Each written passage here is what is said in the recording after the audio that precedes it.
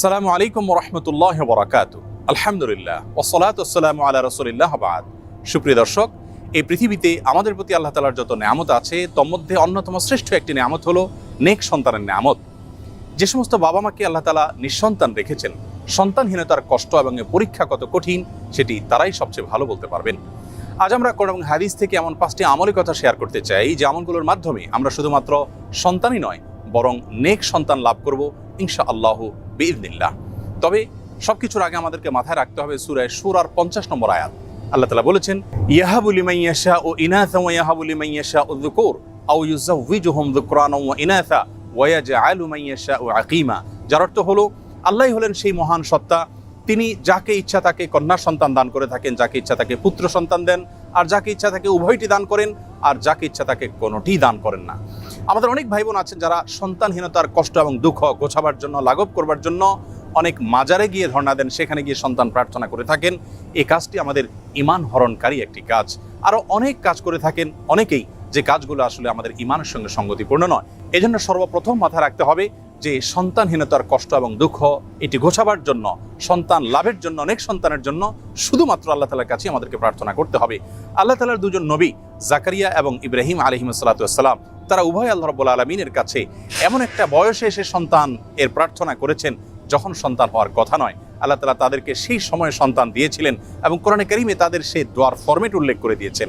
আমরা যদি সেই ফরম্যাটের দোয়া আল্লাহ তাআলার কাছে অনবরত পেশ করতে থাকি, নিবেদন করতে থাকি, ইনশাআল্লাহ সন্তানহীনতার কষ্ট এবং দুঃখ আমাদেরও দূর হবে এবং নেক সন্তান আমরা লাভ করতে পারবো ইনশাআল্লাহ বিইذনিল্লাহ। সন্তান লাভের জন্য জাকারিয়া আলাইহিস সালামের দুটি দোয়া কোরআনে কারীমে উল্লেখ হয়েছে। তার একটি বর্ণিত হয়েছে সূরা আলে ইমরানের 38 নম্বর আয়াতে, আর অপরটি বর্ণিত হয়েছে সূরা আম্বিয়ার 89 নম্বর আয়াতে। আলে ইমরানের আয়াতে আল্লাহ নবী জাকারিয়া আলাইহিস সালামের যে দোয়া আল্লাহ তাআলা উল্লেখ করেছেন সেটি ছিল এই, রব্বি হাবলি মিন লাদুনকা যুররিয়াতান তাইয়্যিবা ইন্নাকা সামিউদ দুআ। যার অর্থ হলো, হে আমার রব, হে আমার প্রতিপালক, আপনি আপনার তরফ থেকে আমাকে নেক এবং সুসন্তান দান করুন, আপনি দোয়া শ্রবণকারী। তার অপর যে দোয়াটি সূরা আম্বিয়াতে বর্ণিত হয়েছে সেটি ছিল অত্যন্ত মর্মস্পর্শী এবং হৃদয়গ্রাহী। সেই দোয়ার ভাষ্য ছিল এই, রব্বি লা তাযারনি ফারদা ওয়া আনতা খায়রুল ওয়ারিসিন। যার অর্থ হলো, হে আমার প্রতিপালক, হে আমার রব, আপনি আমাকে একা ছেড়ে দিবেন না, অর্থাৎ নিঃসন্তান আমাকে রাখবেন না, আপনি তো সর্বোত্তম ওয়ারিস দানকারী। আল্লাহ নবী ইব্রাহিম আলাইহিস সালাম আল্লাহর কাছে সন্তান চেয়ে যে দোয়া করেছেন কোরআনে কারীমে, সেটি আল্লাহ তাআলা উল্লেখ করেছেন ছোট্ট একটি দোয়া। সূরা সাফফাতের 100 নম্বর আয়াতে দোয়াটি বর্ণিত হয়েছে। সে দোয়ার ভাষ্য ছিল এই, রব্বি হাবলি মিনাস সলিহিন। যার অর্থ হলো, হে আল্লাহ, আপনি আমাকে নেক সন্তান দান করুন। এর মাধ্যমে তিনি আল্লাহ তাআলার তরফ থেকে ইসমাঈল আলাইহিস সালামের মতো নেক সন্তান লাভ করেছিলেন। জাকারিয়া আলাইহিস সালামের যে দুটি দোয়া আমরা উল্লেখ করেছি তার মাধ্যমে তিনি আল্লাহ তাআলার কাছ থেকে ইয়াহইয়া আলাইহিস সালামের মতো নেক সন্তান লাভ করেছিলেন। প্রিয় দর্শক, তাহলে নেক সন্তান লাভের জন্য দুজন নবী থেকে 3টি দোয়া আমরা শিখলাম, জানলাম। সেই দোয়াগুলো আমরা যে কোনো সময় বেশি বেশি করে পাঠ করতে থাকবো ইনশাআল্লাহ। সেই সাথে চতুর্থ যে দোয়ার কথা বলবো সেটি বর্ণিত হয়েছে সূরা ফুরকানের 74 নম্বর আয়াতে। আল্লাহ রাব্বুল আলামিন সেখানে দোয়ার যে ভাষ্য আমাদেরকে নিজে শিক্ষা দিয়েছেন সেটি হলো, রব্বানা হাব লানা মিন আজওয়াজিনা ওয়া যুররিয়াতিনা কুররাতা আয়ুন ওয়াজআলনা লিল মুত্তাকিনা ইমামা। যার অর্থ হলো, হে আমাদের প্রতিপালক, আপনি আপনার তরফ থেকে আমাদেরকে এমন জীবনসঙ্গী এবং এমন সন্তান দান করুন যে সন্তান আমাদের চক্ষুকে জড়িয়ে দিবে, অর্থাৎ সার্বিকভাবে পারফেক্টনেসের মাধ্যমে তাদের দিকে তাকালে আমাদের নয়ন জোড়াবে, এবং আমাদের সকলকে আপনি মুত্তাকিদের এবং নেককারদের ইমামে পরিণত করে দিন। সেই সাথে সহবাসের সময় নবী আলাইহিস সালাম যে দোয়া শিক্ষা দিয়েছেন সেই দোয়া পাঠ করার মাধ্যমেও আল্লাহ তাআলার কাছে নেক সন্তান আশা করবেন এবং প্রার্থনা করবেন।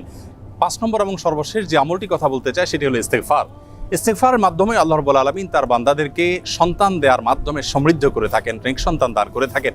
এবং এ বিষয়ে সূরা নূহের 10 থেকে 12 নম্বর আয়াতে আল্লাহ রাব্বুল আলামিন বিস্তারিতভাবে আলোকপাত করেছেন। প্রিয় দর্শক, অতএব আসুন আমরা আল্লাহ তাআলার কাছে নেক সন্তান লাভের জন্য আম্বিয়া আলাইহিস সালামের শেখানো দোয়া এবং সাধারণ যে দোয়া সূরা ফুরকানে বর্ণিত সে দোয়া বেশি বেশি করে পাঠ করি, এবং সহবাসের সময় মা বাবা অবশ্যই আল্লাহ তাআলার কাছে উভয়ে দোয়া করবেন, নবী আলাইহিস সালামের সেই শেখানো দোয়া। সেই সাথে বেশি থেকে বেশি আমরা ইস্তেগফার করব। এর পাশাপাশি সন্তান না হওয়ার পেছনে বৈজ্ঞানিক যে সমস্ত কারণ আছে সে সমস্ত কারণগুলো আমরা উদ্ঘাটন করে সেগুলো থেকে যথাসম্ভব বেঁচে থাকার চেষ্টা করব এবং সুন্নাহ সম্মত লাইফস্টাইলকে আমরা অনুসরণ করব। আল্লাহ তাআলা আমাদের সকলকে নেক সন্তানের এই মস্তবয়নে আমত লাভ করে ধন্য হওয়ার তৌফিক নসিব করুন। আসসালামু আলাইকুম ওয়া রাহমাতুল্লাহি ওয়া বারাকাতুহু।